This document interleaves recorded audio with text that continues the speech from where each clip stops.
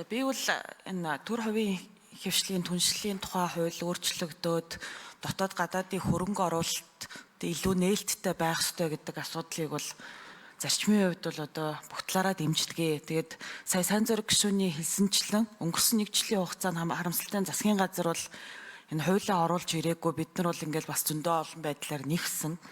Тэнгүүд энэ одоо эрчим хүчний тухай хуулийг яагаад бас ингээд зүгээр бас эсэргүүцээд байгаа нь юу вэ гэхлээр төр хувийн хэвшлийн түншлэлийн хууль маш олон зүйл дээр цодор тушаа болоод байна гэж хэлээд зөвхөн нэг салбар дээр аваачаад ийм одоо эксепшнүүд гаргаад байгаа байхгүй. Тэгэхээр эн чинь нөгөө нэг хуульд эдлэх зарчим энтертэй чи харьцлаад байна гэдэг тийм л одоо зарчмын шүүмжийг хэлээд байгаа.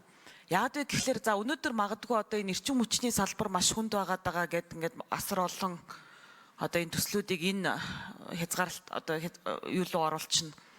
Одоо хөнгөлчлөлт рүү оруулчлаа гэж үзэхэд дараа нь одоо маргааш нь одоо мэдхгүй одоо ямар салбар байх юм те одоо банкны салбар нь байх юм уу эсвэл одоо харилцаа холбооны салбар нь байх юм уу гэх мэтчлэн бид нар ингээд нөгөө нэг альва зүйлийг бүхэлд нь авч үзэхгүй ингээд нэг юм хэсэгчлэн байдлаар зэрэмдэглээд авах юм бол бүр л асуудалтай болно гэсэн үг. Тэгэхээр энэ эрчим хүчний тухай хуулийн төсөлтэй хамт төр хувийн хэвшлийн түншлэлийн тухай хууль, үрийн удирдлагын тухай хууль хоёрт өөрчлөлт орж байгаа. Тэнгүүдийн өөрчлөлт оруулж байгаа заалтууд нь болохоор тухайн яг хуулийнхаа үндсэн үзэл баримталтай зөрчилдөж байгаа заалтууд орж ирээд байгаа байхгүй.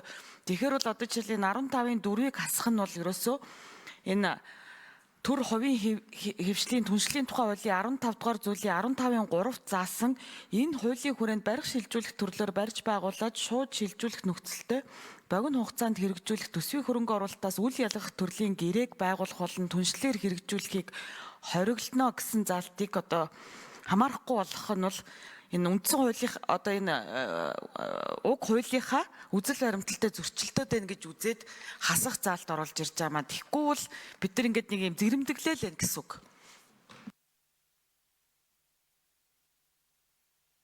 За, эцэг шүү. Саналаа тайлбарлая.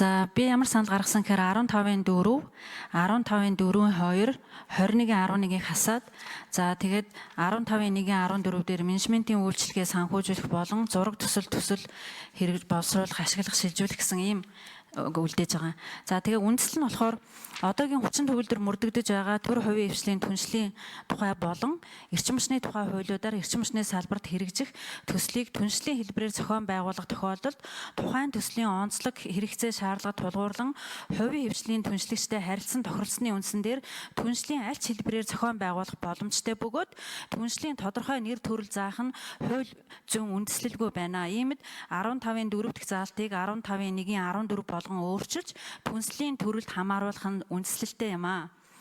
За төр хувийн хэвшлийн түншлийн тухай хуулийн 15-ын 3-т энэ хуулийн хүрээнд барих шилжүүлэх төрлөөр барьж байгуулад шууд шилжүүлэх нөхцөлтэй богино хугацаанд хэрэгжүүлэх төсвийн хөрөнгө оруулалтаас үл ялгагдах төрлийн гэрээг байгуулах болон түншлэр хэрэгжүүлэхийг хориглоно гэж заасан байдаг тул бариад шууд шилжүүлэх нөхцөл тусгасан заалтыг энэ хуульд оруулах боломжгүй байна.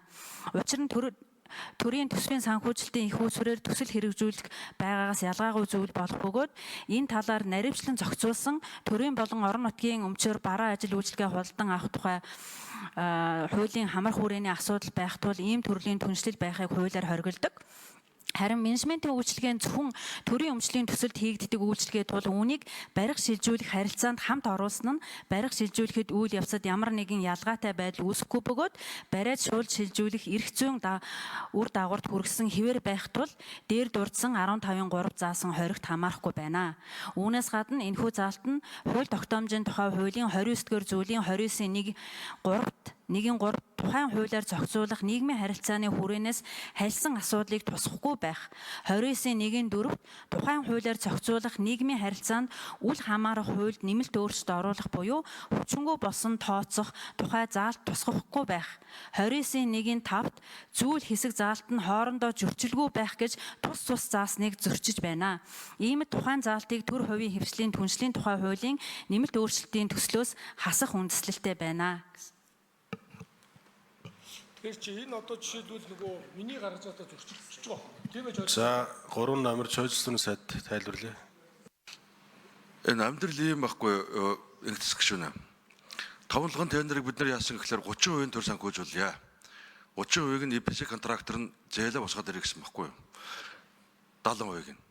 Тэгэхэд яах вэ гэхээр ингээд станц босчихно.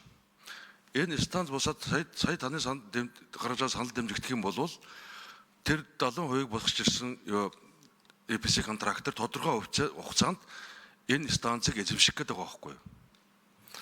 Бид бол шууд барайл төр давхаар төр өөрөө 100% эзэмшээд явахаар энэ заалтыг оруулж ирсэн байхгүй юу?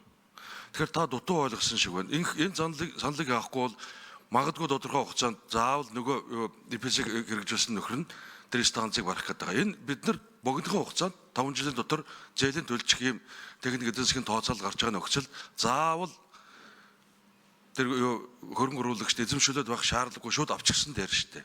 Энийг таны гараад байгаа эрсдлийг хаахын тулд энэ төсөл нь өөрөө мөнгө урсгалаараа санхүүгийн тооцооллоороо эргэн төлөгддөг нөхцөлд энэ төслийг явуулна гэдэг өрөө удирдлагын тухай хуулинд ашигт хийгдсэн байгаа байхгүй юу? Тэгэхгүй таны саналыг дэмжих юм бол энэ бол за юу яа. Тэгэхээр айгүй бол чи өгчлээ төр шууд авч байгаа юмыг яагаад тодорхой хугацаанд хувийн гэрчлэхэнд эзэмшүүлэх гэдэг юм бэ гэдэг асуултууд гарч ирэх байхгүй юу? Амьдрал дээр л гарч ирсэн санал.